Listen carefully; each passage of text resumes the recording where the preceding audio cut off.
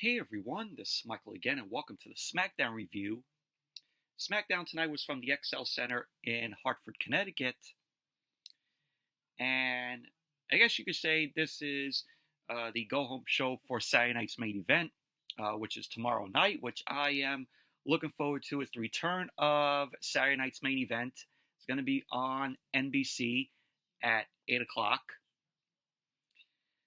And Smackdown tonight, I thought it was a decent show in my opinion. Although the crowd was kind of, out of it because from what I heard, they did a double tape show for SmackDown tonight. So they taped SmackDown that we're going to see for next week's show before tonight's show went live. So the SmackDown you're going to get next week is going to be a tape show from the same arena. But tonight on SmackDown, we had the semifinals match in the Women's United States Championship Tournament, and the two women that won their matches will get to face off in the finals tomorrow night at Saturday night's main event, and the winner will be crowned the first ever Women's United States Champion. So we had Michin versus Tiffany Stratton. That was the first match. And we had Chelsea Green versus Bayley. That was the second match. So we saw those two tonight. We also had Carmelo Hayes in action. And Carmelo Hayes ended up taking on the return of Braun Strowman. Yes, Braun Strowman made his return to WWE TV. Braun Strowman is a Raw guy, but, of course, since WWE is doing this whole shake up with the rosters, looks like Braun Strowman is officially going to be on SmackDown. So we saw that match. And then we had LA Knight. He had taken on Sikoa. And we do have confirmation, which I will get to later on, that involves Sikoa and Roman Reigns. And it's going to be a banger of a match. So I'll get to explain that as I get to it. But overall, SmackDown, decent show it was tonight. But before I get into the review, just want to say if you guys haven't checked out my previous video that I uploaded earlier today, I did a movie review of The Shallows, which stars Blake Lively. So if you haven't seen my review of that, definitely go check it out. But enjoyed the film. Very intense movie it is. So check out my review of that if you guys haven't seen it. And also, tomorrow night, I will be covering Saturday night's main event. So stay tuned for that tomorrow night. Saturday night's main event is shaped up to be a banger show there in Long Island from Nassau Coliseum. But anyway, let's jump right into the review. SmackDown open up tonight with Jimmy Uso. Jimmy ended up coming out, and he came out, he had a crutch in hand, he was leaning on a crutch, and we had him get into the ring. Jimmy got on the mic, he ended up telling the fans that's the wrong twin, because the fans were chanting yeet at Jimmy, so the fans thought that was Jay in the ring, but it was really Jimmy. Jimmy ended up telling the fans that War Games was lit, and that War Games didn't get him, but it got his big toe. Jimmy ended up saying that War Games to him meant everything, because you sit there with family that we might like, or not like, or always fight with. He ended up saying, but you can throw the ones up together. So he ended up raising finger up in the air, of course, with the ones. So Jimmy ended up saying that the OG bloodline came out on top, and War Games is behind them. He ended up saying what is in front of them is the question. He ended up going on to say that for years, he has watched his family dominate and entertain the WWE Universe since he was young. He ended up saying that the fact that he gets to do this is a dream, and that he is proud of this. He ended up saying that he watched Roman Reigns be the most dominant champion, and he is proud of that. Which that led the fans to chant OTC. So Jimmy ended up saying that he watched his twin brother, main event Jey Uso, become one of the hottest superstars today. He ended up going to say that from a childhood memory to a real-life dream, he is proud of that. He even said that he was proud of his little brother, Sikoa, to which the fans ended up booing when Jimmy ended up mentioning Sikoa's name. Jimmy ended up saying that he is proud of Sikoa, but he might not like what Sikoa is doing. He ended up also saying that he finds himself asking and reading what everyone is saying, and that is what's next for him. He ended up saying that his answer is he doesn't know, but he wants everyone to ride with Big Jim, because Jimmy Uso is calling himself Big Jim. So Jimmy ended up saying that it's a big year for him, and he might be the Royal Rumble winner. He ended up saying that he might go after the United States Championship. Jimmy ended up saying that he might as well go after the Undisputed Championship too. He ended up saying that big year in front of him, and nothing will stop him from doing what he likes to do. So Jimmy ended up saying that he showed up with one big toe, and a new year is coming for him.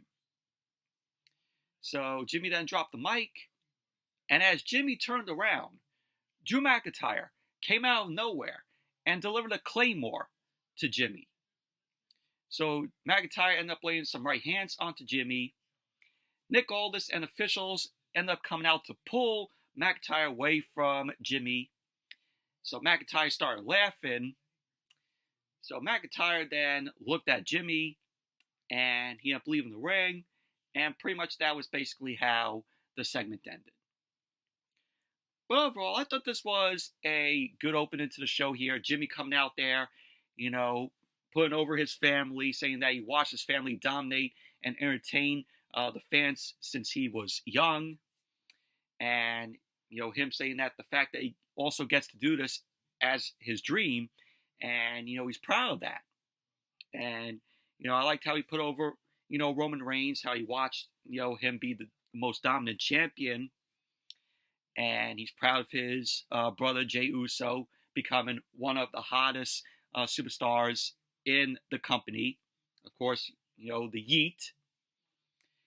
And, him putting over his little brother, Sikoa. But it looks like we are headed into, Jimmy's next feud with Drew McIntyre. But overall, good opening to the show tonight. And then we saw Tiffany Stratton. Tiffany Stratton was backstage, and she was looking all very Christmassy. She had, the green and red, attire for her tonight. So Tiffy being all, Christmassy and getting into the holiday spirit. So in came Nia Jax and Candice LeRae. Nia Jax ended up telling Stratton that she has faith in her, and it's all about her legacy. And Nia Jax ended up saying that Stratton doesn't need to use cheap tactics, and she wishes Stratton luck. And pretty much that was basically that. Just Nia Jax coming in there and just, wishing Stratton luck in her match against Michin in the semifinals for the Women's United States Championship tournament. So then, as SmackDown came back from the commercial, we saw Drew McIntyre. Drew McIntyre was backstage with Nick Aldis. Nick Aldis ended up telling McIntyre that he can't be doing stuff like this. So Nick Aldis turned around, and in came Bianca Belair and Naomi. So Bianca ended up asking Nick Aldis if it's a good time to talk or not. So Nick Aldis then turned to McIntyre, and he told McIntyre to get into his office. McIntyre then left. He got into Nick Aldis' office, and Nick Aldis ended up telling Bianca that the investigation on who attacked Jade Cargill is still ongoing. Aldis ended up telling Bianca that he doesn't see any other option other than her having to relinquish the tag team titles. So Bianca ended up telling Nick Aldis no. And Naomi ended up telling Aldis that if Bianca needs a tag team partner, she can step up to the plate. So Bianca ended up agreeing. She ended up saying that it has been done before and that Naomi has always had her back. So Nick Aldis was like to them, all right, I'll run it up with management, but if they do it, they will have to be ready to defend their titles as early as next week. So Bianca and Naomi end up telling Nick Aldis that they are ready. So then Nick Aldis ended up going into his office, and pretty much that was basically that. But it turned out to be maybe Naomi was the one that attacked Jade Cargill. So if Bianca and Naomi are teaming together, they'll probably lose the tag team titles, and then Naomi will attack Bianca, and she will be the one to reveal that she was the one that attacked Jade Cargill. That's how the way I see it going down. But overall, it was a okay backstage segment here.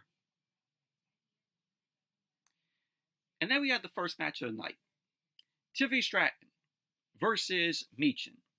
Semifinals match in the Women's United States Championship Tournament. And this was a decent match here. But obviously, we all knew who was going to win this match. I mean, Tiffany Stratton is, Miss Money in the Bank. So the match got underway. Michin delivered a dropkick onto Tiffany Stratton. And Michin started hitting Stratton with some right hands.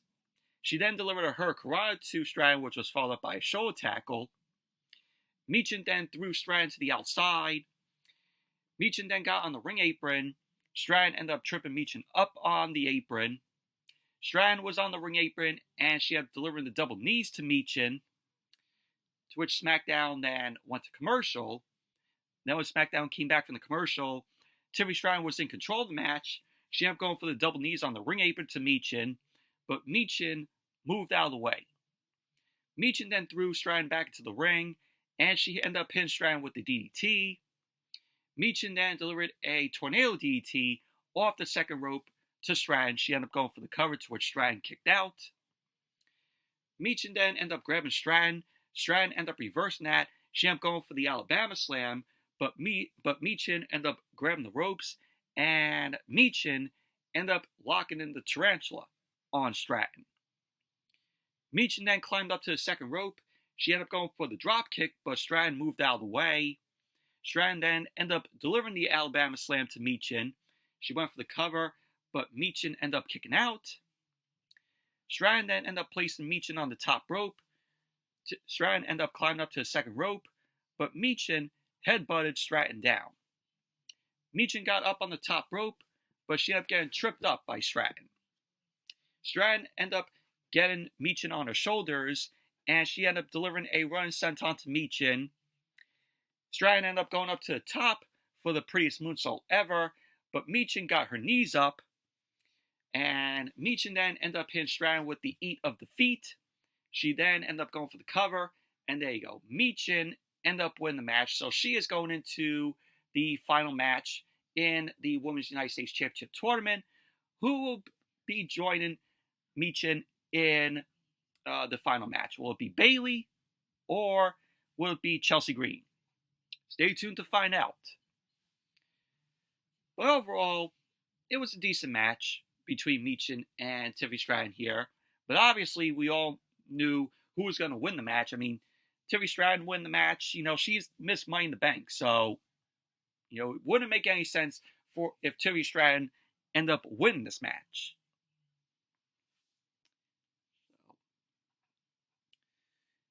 And then we had a pre-recorded promo from DIY, from Johnny Gargano and Tommaso Ciampa, to which they end up winning the tag team titles last week on SmackDown. And they have defeated Motor City Machine Guns And so they just talked about winning the tag team championships and, about Motor City Machine Guns. DIY is going to be a very good heel team in Johnny Gargano and Tommaso Ciampa, because originally we all thought that Ciampa was going to turn on Gargano, and then we would have had, the black and gold feud between Gargano and Ciampa that we saw down in Black and Gold NXT, which was fantastic. But nobody was anticipating, nobody expected that Gargano was going to turn on his buddy Alex Shelley in the match last week and turn heel. But like I said, DIY is going to be a good heel tag team together. And I'm really looking forward to what they're going to do to DIY next. And then as SmackDown came back from the commercial, we saw a video promo of Roman Reigns. Roman Reigns was with Paul Heyman. Roman Reigns ended up saying that it was a rough year. And not that long ago, they ran everything.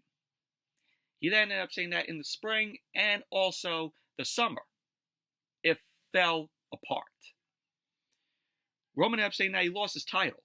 He lost his wise man. He lost the bloodline. The entire bloodline. He ended up saying, but most importantly, he lost his Ula Fala. So Roman ended up saying that he told Sikoa that 4 years ago, Sikoa wasn't there. And he didn't take the Ula Fala. He earned it. He ended up saying from his father and uncle, they crowned him with that responsibility because he was the one to lead the family. Roman ended up saying that all that matters to him is his family, his Ula Fala, and the responsibility that he has. So Roman then ended up announcing that on the Monday Night Raw debut on Netflix on January 6th, he challenges Sikoa to a match, and that he will take back his bloodline, and he will take back his Ula Fala, and he will also take back his respect. He has to say once he has that respect, the whole world will have to acknowledge him. So that was the video promo from Roman Reigns. So it is confirmed. It's going to be Roman Reigns versus Solo Sikoa on the Monday Night Raw debut on Netflix on January 6th. This Monday Night Raw is shaped up to be one of the biggest shows in Monday Night Raw history. So this is feeling like a premium live event Monday Night Raw first debut on Netflix. And I am so looking forward to it. Now, I don't know what I'll be doing January 6th, maybe a review of that Monday Night Raw on Netflix, or do you guys want me to do a live watch-along of that January 6th Monday Night Raw? So, let me know in the comments down below. Would you like to see a watch-along or a, just standard review of the January 6th Monday Night Raw? Let me know. So that's going to be one banger of a match there between Roman Reigns and Solo Sikoa. And then we saw Nick Aldis. Nick Aldis was with Legado del Fantasma. Santos Escobar ended up telling Nick Aldis that people are getting hurt every week. He ended up asking Aldis what kind of bingo he is running, and maybe they were better off with Adam Pearce. So Pearce ended up telling Angel to call Adam Pearce. And Legado del Fantasma ended up walking away. And then in came Carmelo Hayes. Carmelo Hayes ended up telling Nick Aldis that he will make light work of his mystery opponent. So pretty much that was basically that. So Legado del Fantasma, maybe teasing, going to Monday Night Raw. I mean, that would be a good fit for Legado del Fantasma. I wouldn't mind seeing them on Monday Night Raw. Give, Santos Escobar, give Berto and Angel, some good competition there. So, they'd be a good fit on Monday Night Raw. And then as SmackDown came back from the commercial, we had Carmelo Hayes. He ended up going up against Braun Strowman, who was the mystery opponent. Now, a lot of people thought that, maybe this would have been a good time to bring Pentagon Jr. into WWE and make his WWE debut on SmackDown here against Carmelo Hayes. But unfortunately, that wasn't the case. We got Braun Strowman. And the match itself was absolutely fucking lame. Absolutely lame. Carmelo Hayes jobbed to Braun Strowman here. Braun Strowman ended up delivering a running power slam to Carmelo Hayes, went for the cover, and there you go. Braun Strowman ended up winning the match. Typical Braun Strowman match where he comes into the match and destroys, his opponents. But very lame. WWE missed a good opportunity to debut Pentagon Jr. here. Can you imagine Pentagon Jr. versus Carmelo Hayes? The match would have been a banger. But no, they have to go with Braun Strowman. Moving on. Byron Saxton. He was backstage with LA Knight. Saxton ended up asking Knight about how concerned he is with Sol Sikoa. So Knight ended up doing his whole shtick, going, "Let me talk to you." He ended up saying that the one thing he has done his entire career is make sure that he handles his business and his way. Knight ended up saying that he was asked to be involved at War Games, but he said no, because it wasn't his business. He ended up saying that he doesn't care about the Ulafala, and that he is worried about gold. Knight ended up telling Saxton that the entire Bloodline family can go to hell, with the only one he gives a damn about is Jey Uso.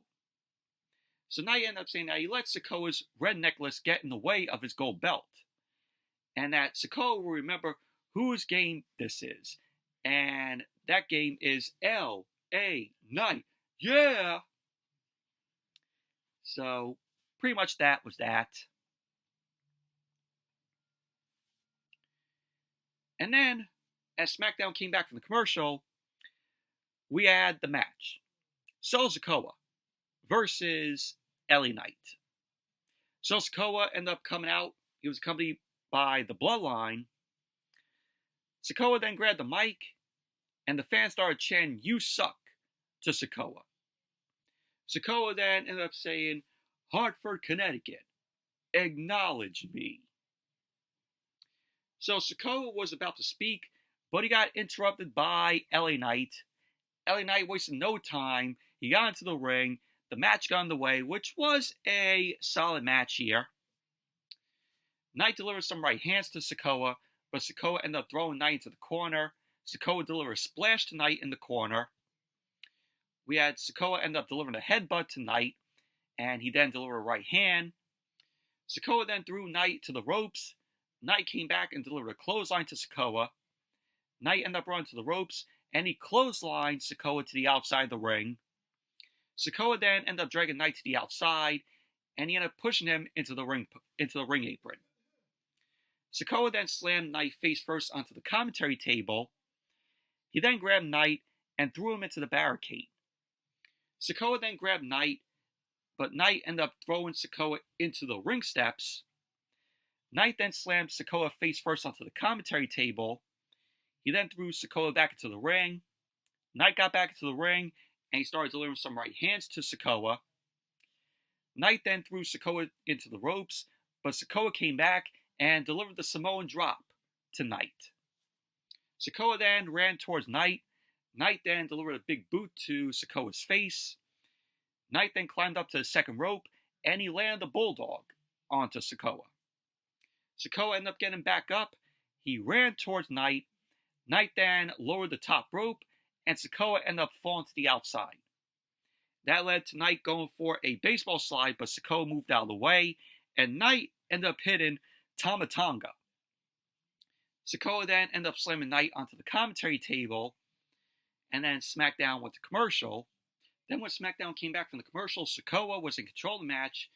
he started to be like Roman Reigns and put his fists onto the canvas, and he ended up going for the Superman punch.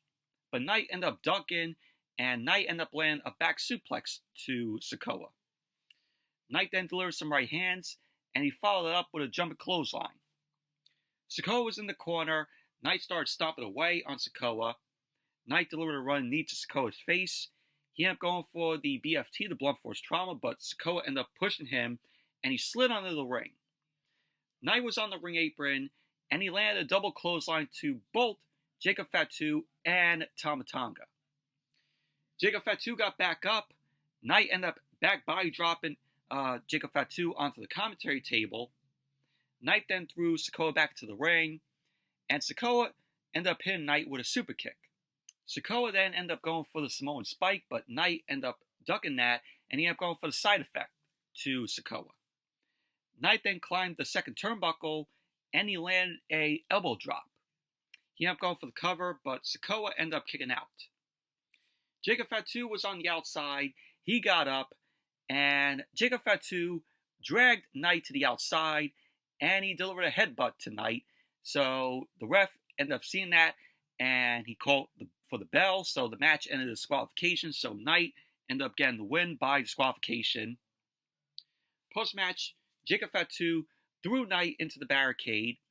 He ended up slamming into Knight. So both Jacob Fatu and Tama Tonga threw Knight back into the ring. Sikoa then grabbed Knight, and he ended up hitting Knight with the Samoan spike. Tama Tonga and Jacob Fatu got into the ring, but out came Andrade and Apollo Crews. Andrade delivered a flying clothesline onto Jacob Fatu, but Sikoa ended up hitting Andrade with the Samoan spike. Apollo Crews delivered some right hands onto Tama Tonga. Apollo Crews then ended up running to the ropes, but Sikoa delivered the Samoan spike to Apollo Crews, so both Andrade and Apollo Crews were down. So the Bloodline then stood in the ring. They raised their fingers in the air, and pretty much that was basically that. But overall, Knight versus Sikoa, it was a solid match, in my opinion. But probably we're going to get next week Tama Tonga and Jacob Fatu versus Andrade and Apollo Crews. I could see that happening.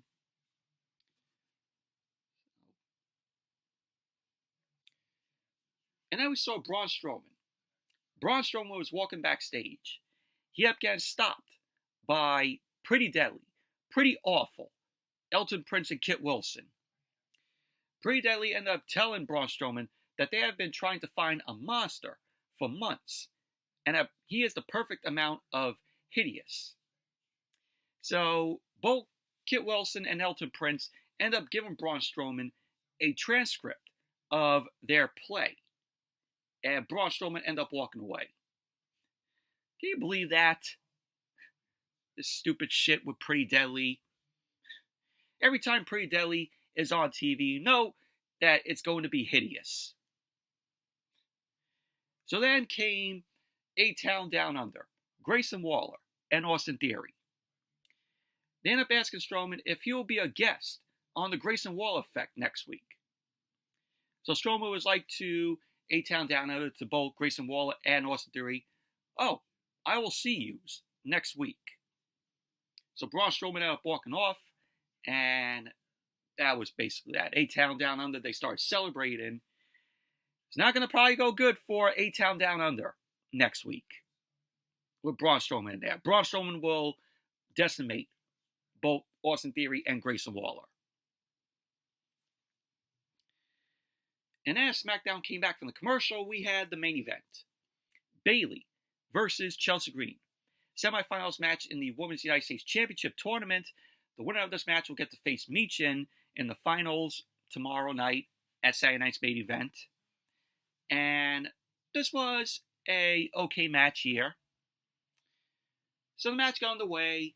Bayley going right at it with the belly to belly to Chelsea Green. She ended up going for the cover, and Chelsea kicked out. Of course, we have Piper Niven out there as well. Bayley ended up running towards Chelsea, but Chelsea ended up ducking. She ended up hitting Bayley with a right hand. Bayley was then in the corner. Chelsea ended up going for a splash to Bayley, but Bayley ended up delivering a back elbow to Chelsea. Bayley then delivered an arm drag takedown to Chelsea, which was followed up by a clothesline. Bayley ended up going for the cover, and Chelsea ended up kicking out. Bayley then delivered an arm drag takedown. She ended up going for the cover, and Chelsea kicked out. So Bayley then clotheslined Chelsea. Chelsea rolled to the outside of the ring, and Bayley delivered a baseball slide to Chelsea. Bayley then ended up chasing Chelsea back into the ring. Chelsea then distracted the ref, and that led to Piper Niven getting involved, to which she tripped up Bayley. So Chelsea ended up going for the cover, and Bayley ended up kicking out. So SmackDown went to commercial. Then when SmackDown came back from the commercial, Chelsea was in control of the match. She ended up delivering a kick to the side of Bayley's head. She ended up going for the cover, to which Bayley ended up kicking out. Bayley ended up rolling onto the ring apron. Chelsea then grabbed Bayley, but Bayley slammed Chelsea into the ring post. So both women were going back and forth with right hands. Bayley ended up hanging Chelsea up on the second rope, and that led to Chelsea falling to the outside. Bayley then delivered an elbow to Chelsea. Bayley then placed Chelsea on the ring apron, and she ended up suplexing her onto the outside. Bayley then threw Chelsea back into the ring, and she landed a back suplex. Bayley ended up going for the cover, but Chelsea ended up kicking out. So, at the end of the match, you had Bayley delivered a modified zigzag to Chelsea. Bayley then climbed up the top rope, but Piper Niven dragged Chelsea to the outside. Bayley then delivered an elbow onto Piper Niven on the outside. Chelsea then ended up throwing Bayley over the barricade. Chelsea got back into the ring, and she was telling the ref to count faster for the count out for Bayley. But Bayley ended up getting right back into the ring, and that led to Chelsea delivering a kick to Bayley. And then Chelsea followed up that kick, and she delivered the unpretty her to Bayley. So Chelsea ended up going for the cover, and there you go. Chelsea Green ended up winning the match. Obviously, we knew that Chelsea was going to win. I mean, Bayley, she did good in the match. You know, everybody knows that I'm a huge Bayley fan. But Chelsea needed this win, in my opinion. I think we all predicted that Chelsea was going to win this. So tomorrow night, at Saturday night's main event, in the final match for the Women's United States Championship, it's going to be Michin versus Chelsea Green. So we can all say now that your winner and your first ever Women's United States Champion will be Chelsea Green. Michin is not winning that match. This title is simply going on Chelsea Green. And that is cool. But overall, okay match it was between Bayley and Chelsea Green.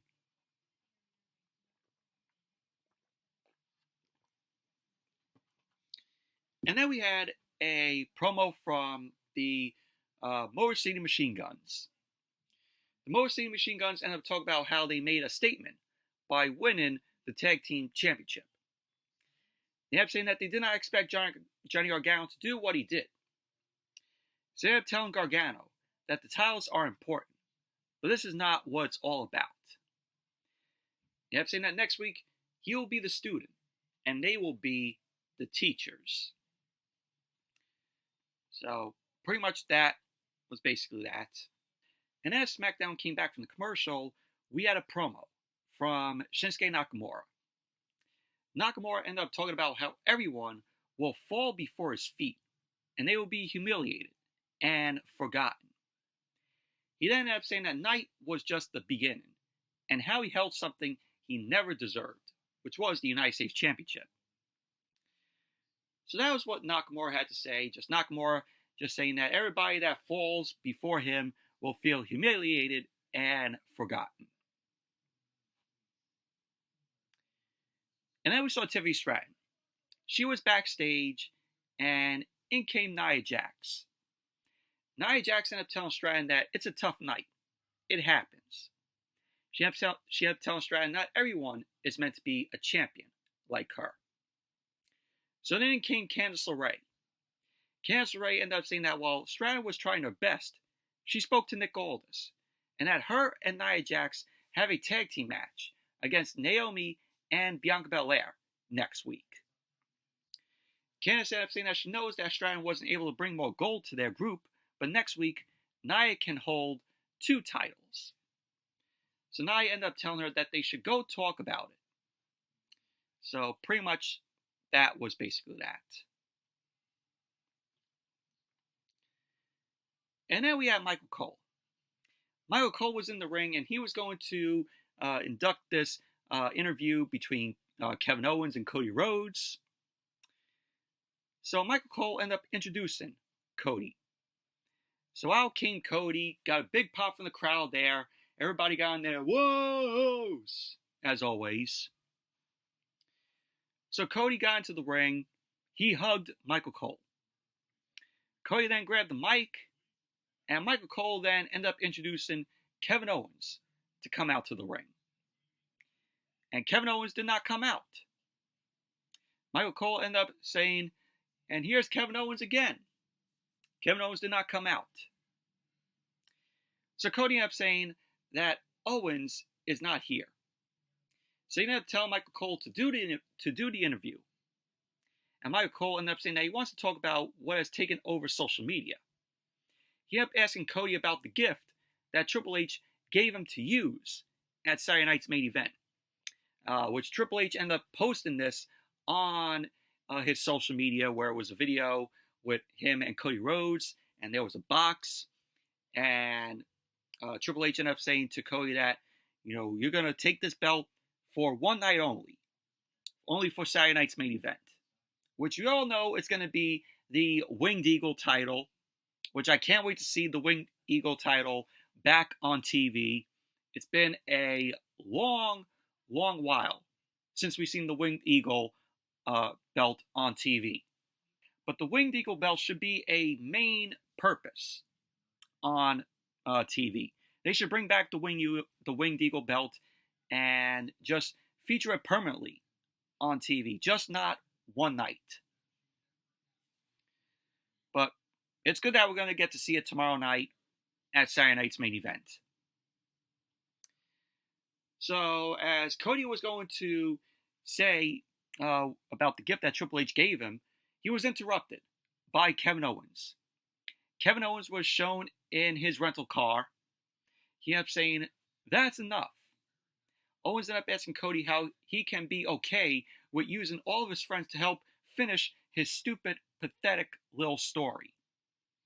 He ended up saying how he sticks it to their faces by teaming with Roman at Bad Blood. Owens ended up asking Cody to be honest and tell the truth. Owens ended up telling Cody to say the truth. The same truth, which is that he is a bad son and also a bad brother. So Owens ended up telling Cody that he was way more interesting as Stardust. So Cody ended up saying, "Why wait for Kevin Owens to make more comments? I will go get him right now." So Cody then left the ring. He headed to the back. And we saw Cody make his way through gorilla position all the way backstage. And he was looking for Kevin Owens. But out of nowhere, Owens ended up hitting Cody from behind. Owens ended up slamming him into the walls. Both men ended up fighting into gorilla position. And they started fighting out onto the entranceway. Security ended up coming out. But both Owens and Cody ended up attacking the security. We had Cody and Owens end up fighting into the ring. Cody started delivering some right hands to Owens, but more security and also officials end up running into the ring to separate Cody and Owens. And Owens was wearing a Stardust shirt here. So Cody delivered a big boot to Owens' face, and of course officials tried to break them up. Owens ended up hitting Cody with the Undisputed Championship, and he threw it onto Cody. So security and officials ended up standing in front of Owens. Cody was laid out from that Undisputed Championship shot from Owens. So Owens ended up leaving the ring, and pretty much that was how SmackDown went off the air tonight. But overall, I thought this was a good segment to close the show here. this is going to be a banger of a match tomorrow night at Saturday night's main event between Cody Rhodes and Kevin Owens. I am looking forward to it. I think both guys are going to deliver, and it might be, one of my favorite matches of the night tomorrow night. So we have to wait and see. But overall, SmackDown, decent show it was tonight. But anyway, that's it for my review of tonight's SmackDown. Thank you all for watching. Hope you all enjoyed this review. Definitely give the video a thumbs up, comment, subscribe. Be sure to check out my previous video that I uploaded earlier today, which was my movie review of The Shallows, if you guys haven't seen it. And I will see you all later tomorrow. I was about to say later tonight. Later tomorrow for Saturday night's main event. So I'll see you guys after Saturday night's main event.